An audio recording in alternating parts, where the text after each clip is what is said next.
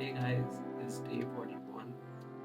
Today started off quite early in the morning because of my maid and cook. So I woke up once they came, and I was up and about watching a couple of videos on UX case study, how to write my case study, because that is my next plan of action, right? Like I discussed in my last video that I'll be kind of like, putting out case studies and then compiling that into my portfolio website.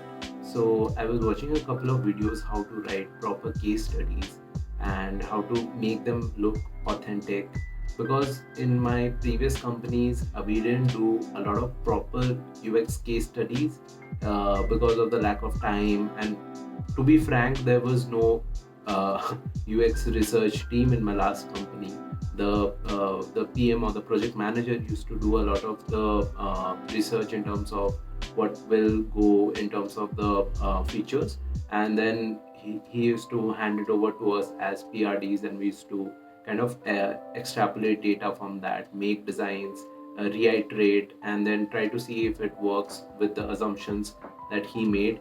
And the PM also didn't get to do a lot of groundwork in terms of like user interviews or floating out forms or testing features before writing a PRD. So I was kind of like initially thinking that I should go the route where I kind of extract all this missing data from chat gpt, or try to go back and from scratch and take a bunch of user interviews and try to figure out the missing data that is there before I got the design.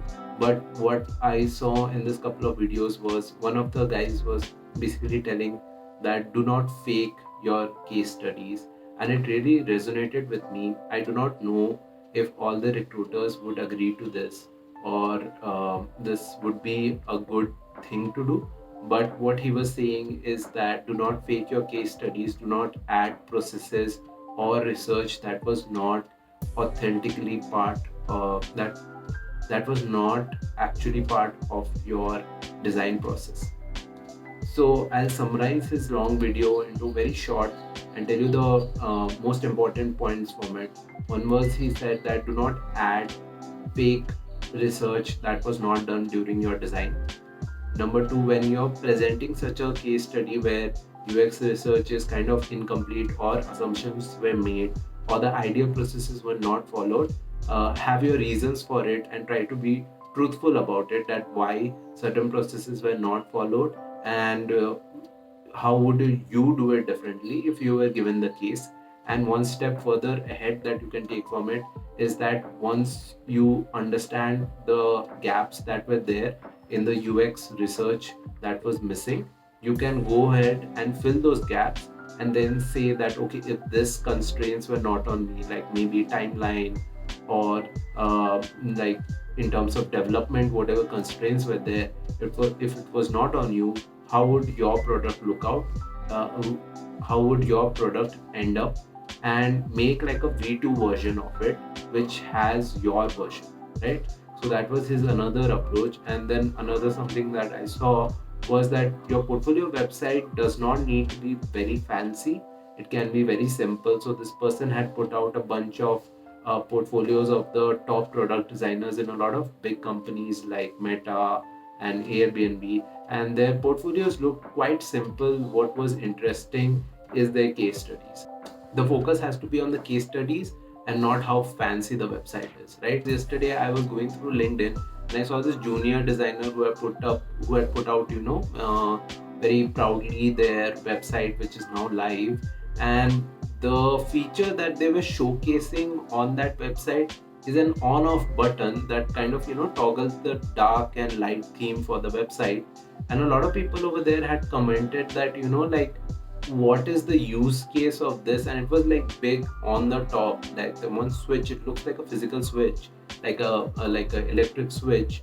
And there were a lot of issues with that also, like when you click off it, the light mode gets triggered, so is it on, and when you click on it becomes off. So there were a couple of issues with it. First of all, more experienced designers were basically pointing out that why is this such a prominent feature on your website, that it is on the top and it's the main thing over there. Your case studies are like down below, and that one switcher to kind of switch from light mode to dark mode is your focus, right?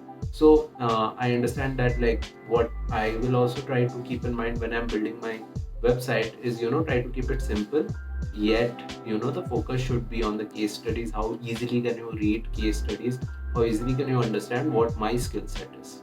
So one thing kept bothering me, that I'm not getting enough walking done, as my physiotherapist told me, because I wasn't going to the gym again, as she advised me not to do repetitive motion at the gym. So I was not getting time to go out and just walk on the roads for hours. So today I thought, okay, like, let's combine going to the gym with walking. And why take my two-wheeler to the gym? I can rather walk to it, right? So the gym is quite close by. It's like a kilometer from my house. So I started walking. I soon realized why it was not such a good idea. There's so much dust on the road. There's so much pollution.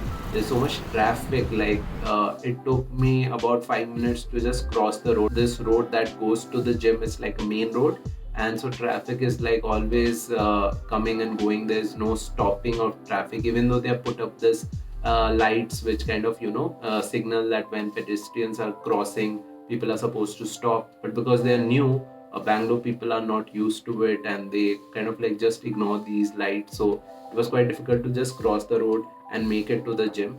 But I did finally, and once I reached, I kind of changed and I was starting my workout. It is when I saw a message from my sister that the last video that you uploaded, there's a repeated part in it, and it's like a quite a long part, and right at the beginning. So I do not know if you saw my last video before I re-uploaded it, but then I was like, in a bit of dilemma, that what should I do? Should I finish my workout and then go back, or should I go back now and then come back again? So then I thought, okay, it's okay. It's not like I'm getting a ton of views anyways. So I was like, okay, let those unfortunate viewers view the repeated content. I'll come back and re-upload it. So once I came back, again I had to walk and come back, and it was a painful thing. But once I came back, I re-uploaded the video. I came across this video on YouTube, which was basically talking about how you can organically grow your channel, how to approach your first 1 million viewers. And a lot of it resonated with me, because obviously I'm starting off fresh. Not fresh, my channel has been there for about 10 years now, 10-11 years, but I've never focused so much, like giving every day 2-3 hours to YouTube, or consistently uploading videos, right? So my first step in that direction was to consistently create content on a daily basis and make it kind of a habit. So a habit forms in 20 to 23 days, right? That is what they say, 21-22 days. So I'm gonna upload like daily diaries for 21-22 days, and after that I'm gonna switch to more elaborate videos which take a little bit more time in terms of research, but the content that comes out is a bit more rich than me just telling about my day, right? This is not benefiting anybody except for me, where it's kind of like you're training me how to be in front of the camera. So I'm sure, like, when I compare my last video, which will be on day 22, versus the first video that I made, I hope there is a lot of like significant difference in terms of how I'm presenting myself in front of the camera, how conscious I am about speaking to like my phone, and how much I've improved as a presenter, right? So that is the difference that I want to see. That is the benefit that I'm getting for making this vlogs. So I wanted to enroll into it, but then I saw the fees and I got really scared, because like it was like a huge amount. So then I saw that, yeah, there's still a way. There's a scholarship program that they run, and for that basically I have to record myself telling why I want the scholarship and what do I want to do with my channel, my hopes and aspirations, who am I. So all these things summarized into a 2-minute video, and send it to them. And if they feel that that I have potential to become like I have potential to kind of benefit from their course, then they might give me the course for free. So that is something that I was working on yesterday. So I was kind of making a script so that I can, structure my content properly, because 2 minutes is a very short time. I cannot, go about beating the bush or talking about something which is not related to the four questions that they've asked. I was kind of structuring our content and what kind of visuals that I can add to it, because I also want to show them that I'm not a beginner YouTuber and I know how to edit videos. That is my USP, right? That I know editing, I know effects. I can add that to my video to make it much more engaging, right? To condense information into every frame more than what it would be just someone talking to the camera, right? So that is something that I was planning out. Then I decided that let's head over to my girlfriend's place and chill for the evening. So I went over to her place, and on the way, my friend called me, and he was recently looking for a job, and congratulations to him that he landed a job, but he didn't get one in Bangalore. He had to go to Delhi. So he was telling me that another company approached him and he could probably refer me for that company. So I told him that let me first explore all the job possibilities in Bangalore, and then I would probably look into job possibilities outside Bangalore, because everyone I know, my family, everybody settled in Bangalore, and it would be really difficult for me to kind of like just go like pick up everything and go to Delhi and start everything from scratch. So that is what I told him, and we had this long conversation about the different job interviews he gave, how was the experience from him. I'm thinking that this could be also a certain segment where people who have given interviews on certain in certain fields, like he is giving for a growth marketing role. So how do their interviews go? How do they prepare for it? What have their experiences been? This could be another format of videos that I could make. Not making it right now, but this is something that I was thinking.